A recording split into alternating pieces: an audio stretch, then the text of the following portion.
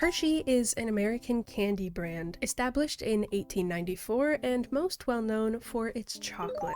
That chocolate has infamously spawned some pretty divisive opinions, but that's what it's known for. I'm just the messenger. As far as the candy goes, I'm a moderate fan. Some of it's pretty good, but I personally have more stake in Hershey as a brand because when I was growing up, these were the magnets on my fridge. These were the coasters on the coffee table. This was the souvenir kisses dispenser I would play with. The top part spins around like a fidget toy. It was fun. While my family weren't active Hershey collectors or anything, my mom used to live near Hershey and worked for the company, so this stuff was all just passively acquired throughout the years. And we did have plenty of other coasters and magnets and toys. I wasn't limited to just playing with random vintage souvenirs. But when we started making trips to Hersheypark, I was officially indoctrinated as a Hershey stan. Hersheypark is a candy-themed amusement park located in the town of Hershey, Pennsylvania, and this was basically my Disney World growing up. For most summers throughout my childhood, a trip to visit my grandparents usually included a day trip here. I did go to Disney World once as a kid too, and it was fun and all, but by then my Hershey indoctrination was too strong to break out of. Hersheypark was the first theme park I have a memory of visiting, where I rode my first roller coaster, where I learned that I like the spinning rides and drop towers the best. When my school swung by the visitors center on a field trip one year and my classmates were all interested in the chocolate, I very annoyingly gave everyone the Hershey rundown because it was so familiar to me in a not my house but I know my way around kind of way.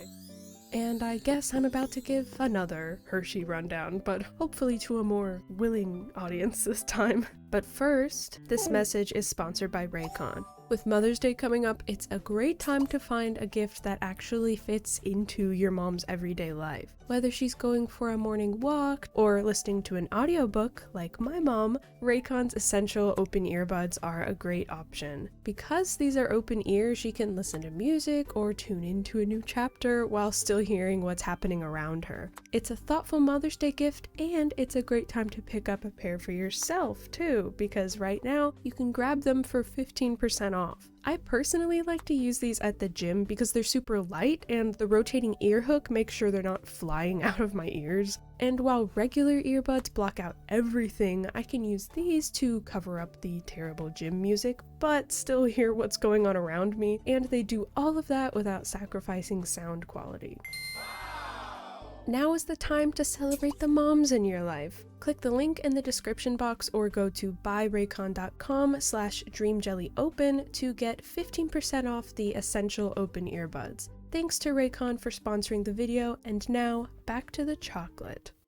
Even aside from my personal nostalgia for this place, which admittedly creates a pretty strong bias, I still find the concept objectively interesting. Independent amusement parks can have a wide variety of themes, but when a brand creates a park, it's typically a media or toy company and based around recognizable franchises and characters. But Hershey was just like, hey, you guys ever heard of chocolate? Yeah, cool, thought so. Anyway, here's a roller coaster.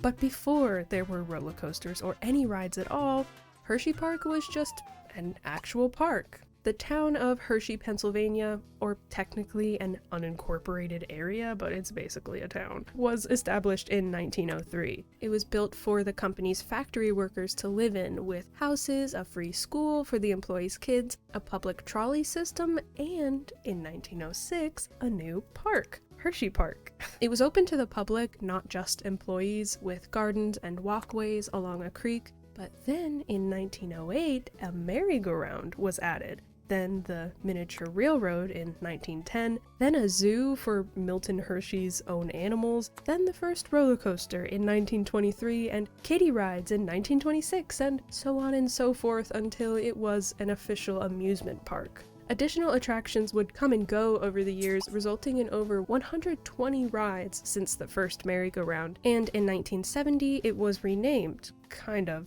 from Hershey Space Park to Hersheypark. The difference was an overhaul in its branding, more direct promotion as an amusement park, and of course, even more rides. Most of my visits took place in the mid to late 2000s and early 2010s, but a lot has changed since then, never mind since the 70s or even 1906. I'm gonna try and include a mix of older aspects and what's currently in the park, but the focus will be on what I remember most. I always knew we were getting close when I started spotting these Hershey Kiss shaped street lamps along the way, which is super cute, and when my grandma would, without fail, start singing the Hersheypark Happy jingle. Hersheypark Happy, Hersheypark glad, to hype us up.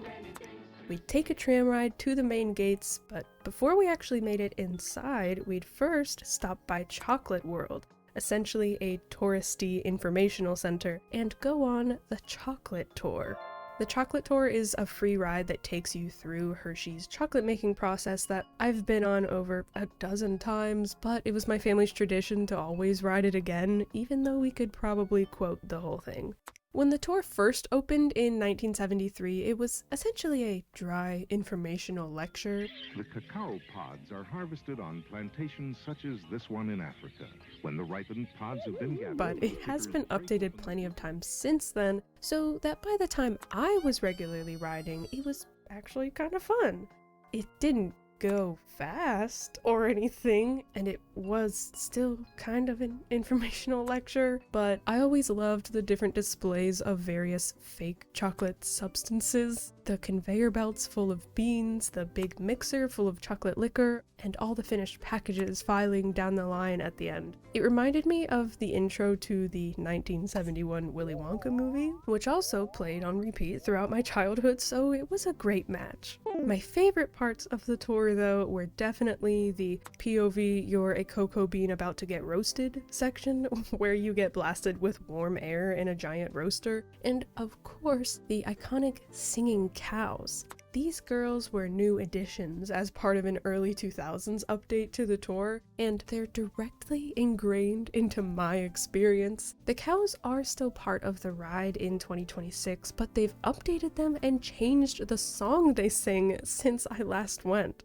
You simply must hear what the original song sounded like, if not for hyping the absolute banger that it is, then just to make my mom smile when she watches this.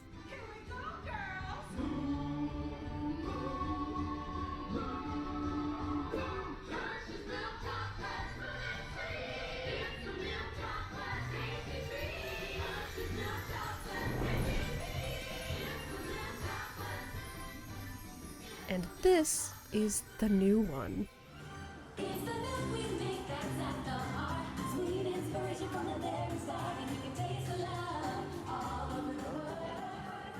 Feel free to let me know if this was actually a downgrade or not. I might just be delusional, but it will still take a lot to convince me. I'm not gonna lie, watching this old 2010 recording of the tour was like taking a gut punch. I don't think nostalgia is even a strong enough word to describe it. I was really sitting there crying over some animatronic cows singing about their milk.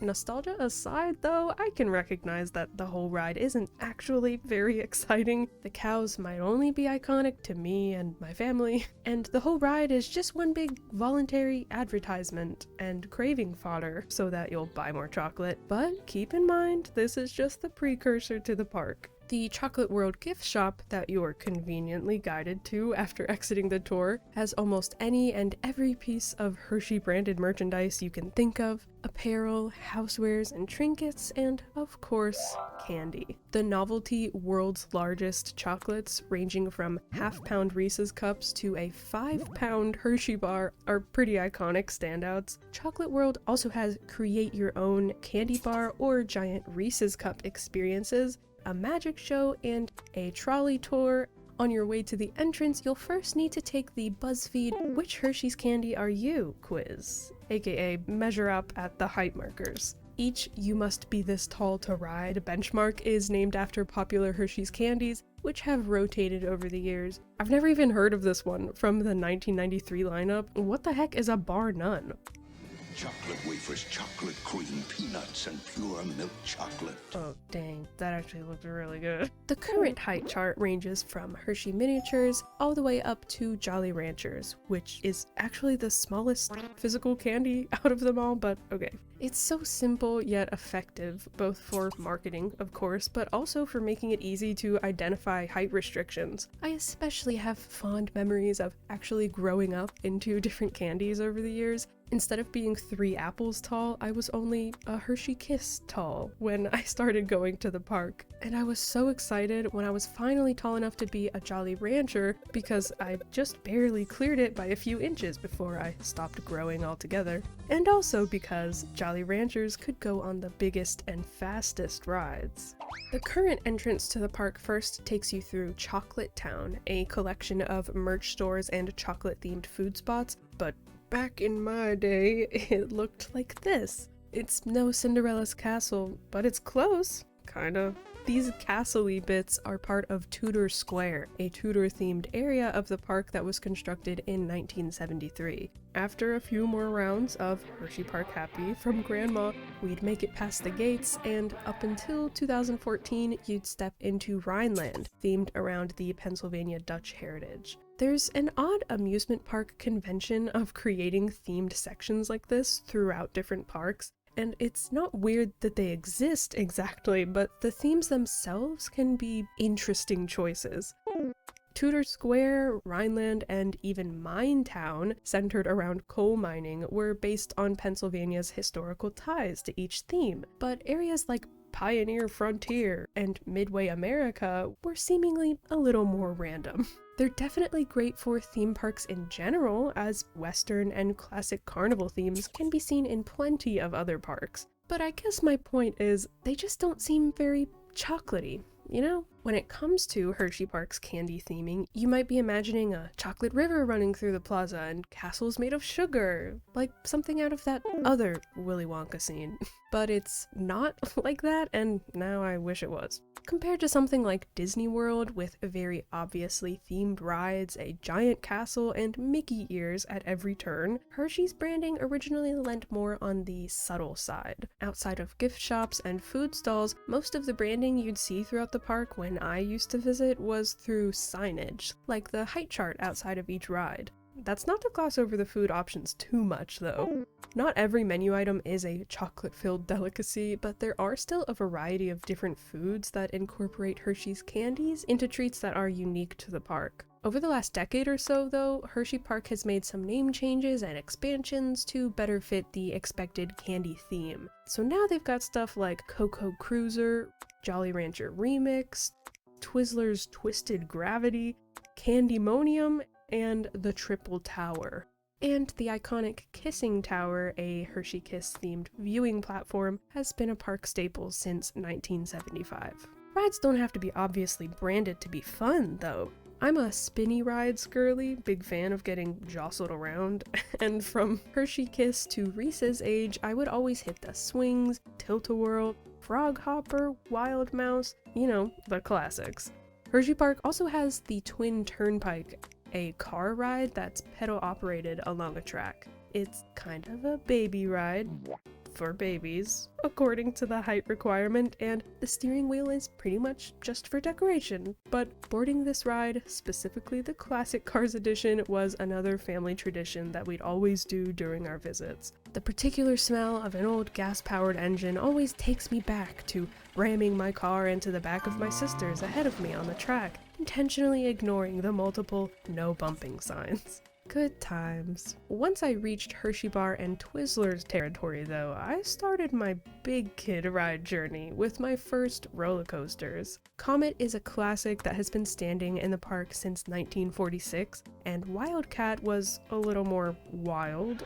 A wooden track named after the original, which was the park's first ever roller coaster in the 20s. The Wildcat remake was removed in 2022, but the Lightning Racer is still standing. It's another timeless favorite that lets you race against an opposite track at the same time. Even though you don't have any control over the race, and I think the winner is randomized each time, it always felt really rewarding when your side, Thunder or Lightning, would win. Just a little cherry on top of a fun ride. And the Super Duper Looper, that's spelled like this, by the way, to make it even more fun, was the park's first roller coaster to feature a loop in the track in 1977. And so, naturally, this was my first loop roller coaster too. I was only a small Reese's at the time, so I had to have an adult ride with me. Big shout out to my grandma for volunteering, and for being willing for round 2 when I immediately wanted to go again. There are even more roller coasters and plenty of other rides, including some gone and some new. I would name them all, but you get the idea. Rides are fun, especially when they're water rides, which I will continue to name. The boardwalk is a water area built into the middle of the park that doesn't have separate access. You just have to bring a bathing suit along with you if you want to go. It's complete with a lazy river, a wave pool, water slides, and a giant water playground named East Coast Waterworks that, of course, has one of those big buckets that fills up and periodically dumps a waterfall on you. I was always partial to Tidal Force, a steep log flume ride that's fun to drop down on, but even more fun to stand nearby and get blasted with the giant wave of water. And RIP to my homies, Canyon River Rapids and the Roller Soaker, which have both been retired and replaced since my last visit. Canyon River Rapids was one of those classic inner tube boat rides with the occasional hill and waterfall, leaving you either completely soaked or just with waterlogged shoes for the rest of the day.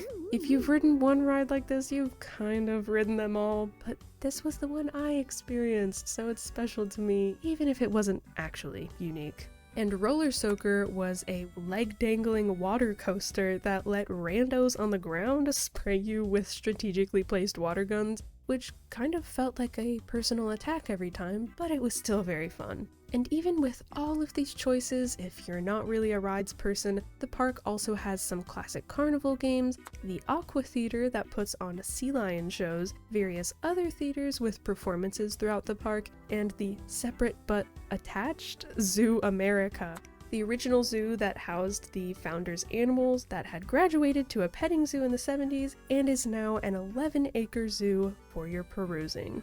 But enough about the attractions. What is this? A theme park for fun and thrills? What about the candy, Dream Jelly? You may be asking. Tell me about the candies. Well, like I mentioned before, over the years, the candy theming and actual Hershey branding throughout the park has been somewhat low-key, and though that has been mediated over the last few years, there is one long-standing part of it that I left out. The mascots. Circa 1973, Hersheypark was updated with not just mascots, but iconic Hershey candies turned into mascots. The original main trio consisted of Hersh, the Hershey bar, Reese, the Reese's Cups, and Miss Kiss, the Kiss. And I gotta say, those early versions were looking a little rough. The two-headed Reese's is an interesting choice, but they're actually not as bad as I expected them to be. Well, as long as you just cover up Miss Kiss right there. Yeah, that's better. This is fine. Somehow though, as their designs were updated over the years, they actually got worse before they got much better. For some reason, this Hersh from the 90s has rectangular eyes, and that foil collar isn't doing him any favors either. Like, I get what they were trying to go for with the whole segmented rectangle pieces of the chocolate, but why are his eyes like that? Things improved into the later 90s when he was redesigned again. I think his face is actually pretty cute, but they turned his eyes red. Oh my god. Why is it always the eyes? That's really scary. Also, this white thing on top is supposed to be a hat with the smallest Hershey's font ever. The 2000s revamped him again and gave him more of a cool guy backwards cap kind of deal, and fortunately fixed the eyes and the whole face. His post-2010s redesign scrapped the hat entirely and gave his face another makeover. Reese wasn't as bad for as long, but she still got bad. I cannot comprehend what they were thinking with this 80s design. What is that face? Why is she all curvy? And there they go with the eyes again. They're like popping out of her face. You can tell from this convenient profile view. Thankfully, her everything was changed into the 90s, and I didn't grow up with this version, but I think she's really cute. Her little freckles are sweet, and I like this pic where I can't help but think she looks like she's mid-nay-nay. The 2000s made her more androgynous, took away her freckles, and cleaned up the general shape, and the modern version once again gave her a facelift and officially changed his gender. Trans icon Reese the Reese's Peanut Butter Cup? For Miss Kiss, it also took a while to get her design right. This one, circa the 80s, kind of looks like a cosplay instead of an official mascot suit, and the 90s suit looks much better, but clearly they didn't know what to do with the face hole. That's very obviously a face hole, and her expression does not make her look happy to be there. The 2000s androgynous Kiss has more serotonin, at least, but the face hole. I know we all know that there's a person in there, but like, there's really a person in there. The 2010s brought back Miss Kiss's feminine features and, fortunately, switched up the face mesh. If you thought these were the only Hersheypark mascots though, oh no, you'd be wrong. The main trio were chosen because they were among the brand's most popular and recognizable products, but I guess Crackle was also popular enough to warrant a mascot beginning in the 70s. Apparently it used to come in full-size bars and not just in fun-size Halloween mixes. Go figure. There were also more obscure non-candy mascots like the 1970s Furry Tales characters or Pistol Pete from Pioneer Frontier, which are now defunct. Twizzler and Jolly Rancher are on the height charts, so naturally they got characters too. And Bar None from the old height chart also got a character, so I have to assume it was also pretty popular. But just because something's popular, does that mean it needs to be anthropomorphized into a mascot suit? To help you answer that question, may I now present to you Hersheypark's character lineup, both current and historic, in order of, okay, yeah, that makes sense, to why did they make this one? We've got Kit Kat, York Peppermint Patty, Payday, Rolo, Milk Duds, Fifth Avenue, Hershey's Symphony, Amazing Fruit Gummy Bear, Reese's Nutrageous, Golden Almond, Hershey's Syrup, Icebreakers, and Hershey's Cocoa. Those last few aren't even technically candy. What are we doing here? I know they're part of the brand and everything, but is anyone dying to take a pic with the container of unsweetened baking cocoa? Also, I don't know what to do with this information, so I'll just put it here. I found this fan cast edit of which One Direction member would be each Hersheypark mascot. I not only do not see the vision, but I actually don't agree with the choices they made either, if I'm being honest. Most of the sidekick candies have also been redesigned over the years, for better or for worse, but when it comes to the main trio, you already knew this was coming. I of course prefer the 2000s designs of each character. Nostalgia, childhood, blah blah blah. I actually had a nightmare when I was really young about these guys taking me hostage in some underground Hersheypark tunnels and putting me under anesthesia. So that is, I guess, a way to try and disprove my bias and to objectively convince you that the 2000s designs are peak. Take it from me, I guess I didn't like them either. The new designs aren't terrible, they're sleek and modern, but they also feel just a little bit soulless. Their faces seem less expressive, their costumes are more samey, and they look less like their original candy. I also dislike the way the girl candies are so obviously girl-ified, with their dresses, eyelashes, and lipstick, which turn Rolo and York Peppermint Patty into uncanny divas that may just spawn another Hersheypark kidnapping dream. And obviously a big reason I'm not drawn to these new characters is because they don't feel familiar to me, but I realized that another part of it was how they're utilized in the modern park. The modern update of the Chocolate Tour didn't just change my beloved singing cows, but also added tons of unnecessary screens that focus on the mascots and plunked animatronics into it too. The measuring station also has mascot displays next to each candy marker, and the characters have more focus in the park branding overall than ever before, being posted on social media, having been assigned one-sentence personalities, and featuring in more regular meet and greets throughout the park. They're not just character redesigns, but part of a whole park redesign. While it does feel more commercialized, on the topic of Hershey's branding and candy theming throughout the park, they add a lot to that aspect too. Not to mention that they've always been around, they just look different now. So in conclusion, the new mascots aren't actually bad at all. It's just a change that's bittersweet for me to see, pun intended. At the end of our day at Hersheypark, we'd pass through Tudor Square again and hit the gift shop on the way out. We'd probably grab a t-shirt or another magnet to add to the others on the fridge, and of course, some candy. Because Hershey's candy is manufactured pretty local to the park, new and/or experimental products would always be stocked at the gift shops before you could find it in regular stores. Again, I'm not super loyal to Hershey's candy, but I do just love candy and sweets and desserts anyways, so this was always the best way to end the day. I'd pick up some classics, white chocolate Reese's and sweet and sour Twizzlers are my top favorites, and possibly try something labeled new that may or may not have been discontinued within a few months.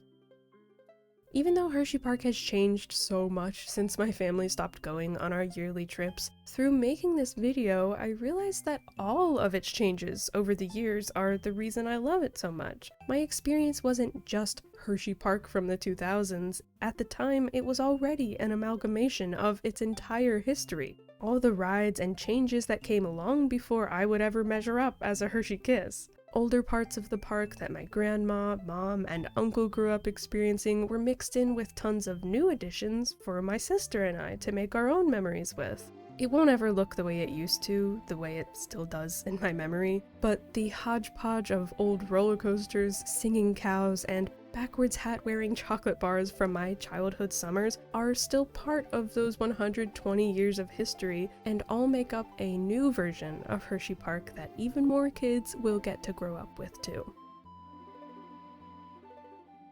Hi, welcome to Jelly TV, where I shout out a video that I think deserves some love. I recommend watching Deep Dive into Rainbow Magic Fairies by Sarah Seraph. I loved the original Rainbow Fairies books as a kid, after I first discovered them at the Scholastic Book Fair, of course, but Sarah's video informs me that there's so much more to these fairies than just a few books. She details everything from Daisy Meadows' drama to the synopsis of every story, all while dressed as Ruby the Red Fairy. Iconic. If you too want to discover all the fairy lore you didn't know you needed, then you should give this video a watch.